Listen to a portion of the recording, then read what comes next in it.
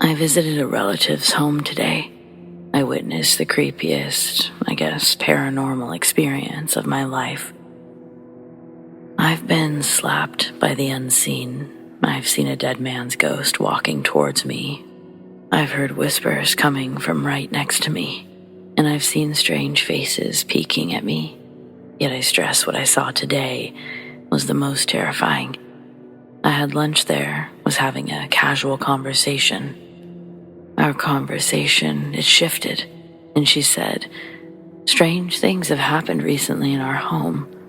Do you see these fingerprints and scratches on the wall behind me? It all appeared out of nowhere a week ago. It's like we're being haunted or something." I stood up and checked the wall. Though they had wiped away the black stains that were formed by the fingers and the hand, I could still see them. "Maybe your daughter did it by climbing over the sofa," I said. "She has a 3-year-old daughter. She could have messed with a pot of ink or something, messed with the walls. Kids do these kinds of things." Though the wave of prints went on beyond the sofa, where she probably couldn't reach. "It's not just the wall. Every wall in this house has prints. Some walls have deep scratches. Hundreds and hundreds of prints and scratches.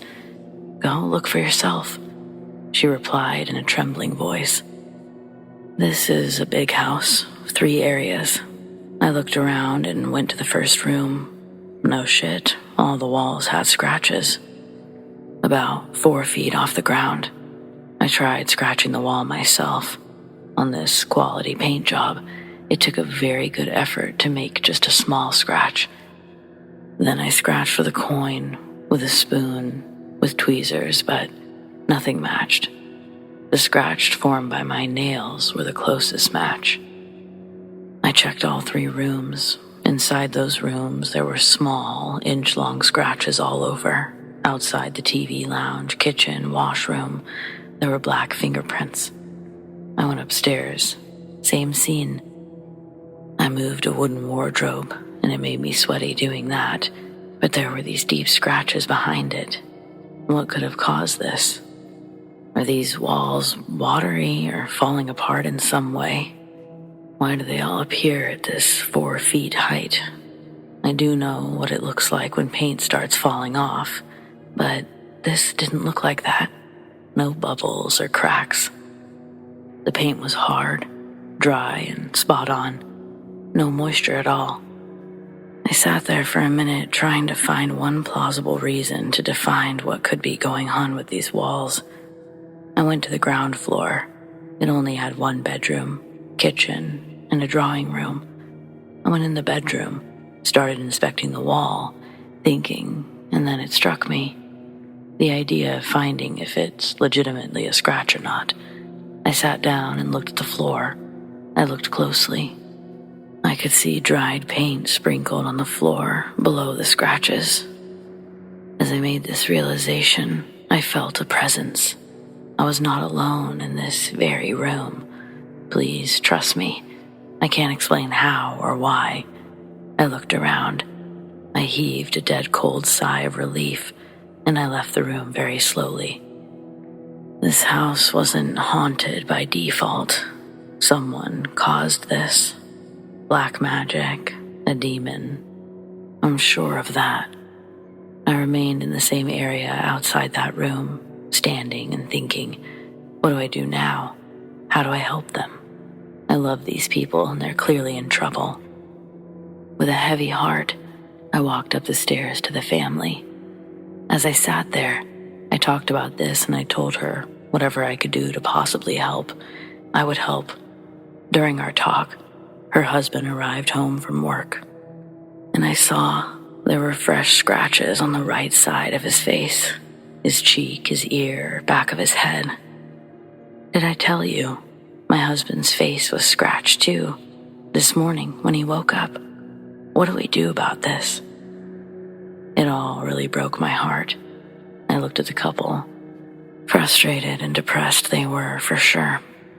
I'm not equipped to deal with these things. I do believe that they can exist. I know how they work, but not really. This family has an unpleasant and uninvited guest, one that's harassing, protesting, hurting them even. I don't know. I'm definitely going to continue to try to help them, but where do I start? I guess the internet of all places, right? But I figured someone else has had to have dealt with something like this, and maybe they'll read this story.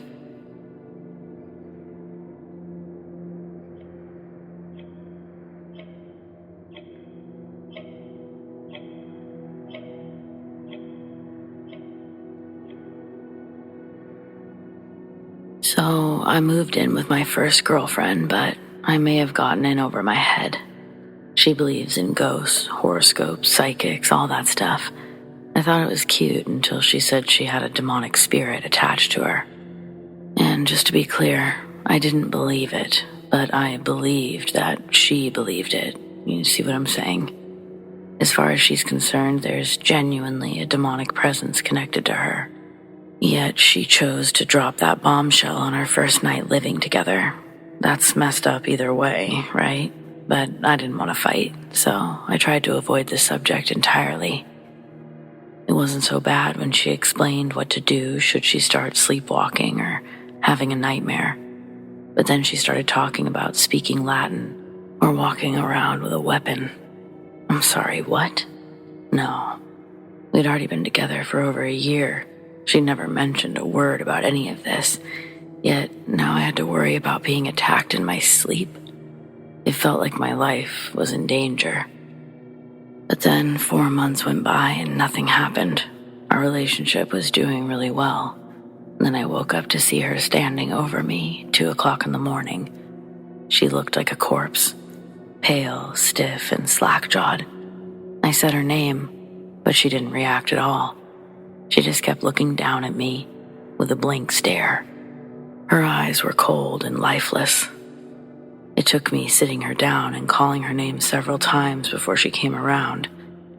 Once she did, she had no memory of standing over me. We went back to sleep without ever really talking about it in detail.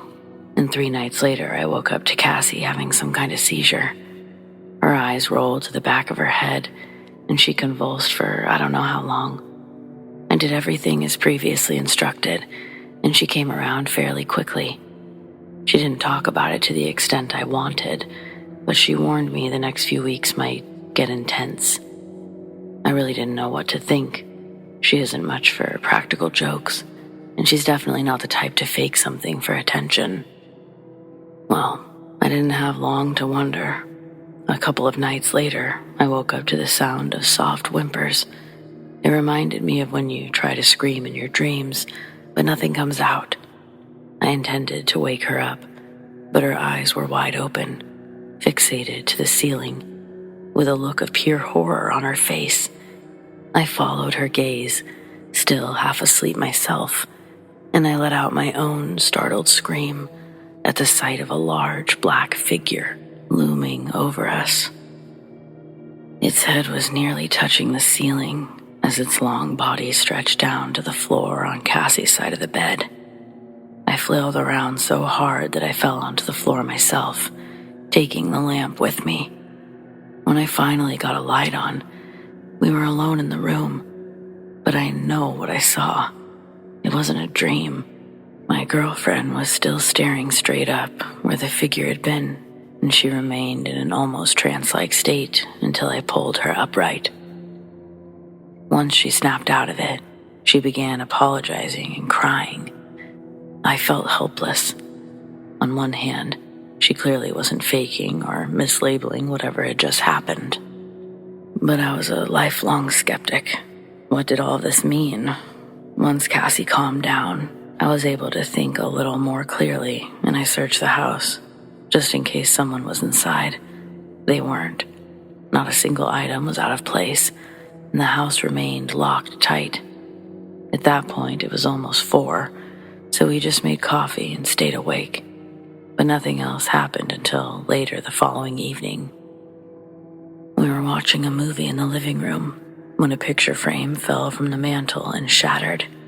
We don't have any pets. There was no air blowing or any draft. And that photo had been sitting there since the day we moved in, without issue. I wasn't ready to blame it on a demon quite yet, but Cassie was certain. Then, in the middle of discussing it, the bathroom door opened slowly by itself. It's an old house. Every door and floor creaks just a little different, and I recognized the sound before I saw it. Sure enough, it had opened all the way and came to a stop against the back wall. As we stared into the empty room, the lights began to flicker. I went towards it, but Cassie pulled me away, saying the best thing we could do was ignore it. Still, I can't just ignore something like that so easily. A few hours later, she'd fallen asleep watching YouTube, so I returned to the guest bathroom to find the door shut and the lights off. But we hadn't shut the door. Over the following week, we had a bunch of minor incidents like this, along with strange banging and other noises, but the thing that broke me happened closer to 2 weeks later. I was finishing a movie on the couch while Cassie slept. I suddenly began hearing voices. One belonged to my girlfriend, but she sounded almost childlike, pleading, while the other sounded completely inhuman. I couldn't make out any of the words it was saying. The voice was too low and distorted. If we had cameras, I would think that someone with a voice changer hacked us, but we don't have anything like that. Trust me, I know exactly how easy it is to write this stuff off as someone's inability to understand the range of a human's voice, but this was not a person, and it definitely was not my girlfriend. I ran to the bedroom to see another tall, hulking figure who was looming over her. I froze in the doorway. She was sitting up, leaning against the headboard and hugging her knees, sobbing. I could hear what they were saying now, but the demon's words weren't English. It was unlike any language I've ever heard. I've never seen someone so frightened, so desperate to escape. Cassie would have backed straight through the wall if the headboard wasn't in her way. I ran into the room on pure instinct and adrenaline, hitting the lights as I went. As they came on, the dark figure vanished into thin air, while I was knocked backwards as something collided with my shoulder. Before I could even process that, Cassie started calling my name, snapped me out of my stupor. It took a minute to calm her down. We stayed up for most of the night, and it was really hard for me to re-examine everything from a believer's perspective. It was like having two different people in my head, each arguing their own indisputable yet opposing facts. That was a few days ago now. Nothing else has happened, and I'm not allowed to talk about it anymore, lest it feeds the demon more energy. But I can't have this major shift in my belief system and just not talk about it, ever. If ignoring it is the only way to make it go away again, then I'd love to do just that. But I can't ignore it until I've come to terms with it first. Hopefully this does that. I know there's people with similar experiences out there, and I hope this reaches some of you. Cassie would kill me if she found out I posted this, but what else could I do if she won't talk about it?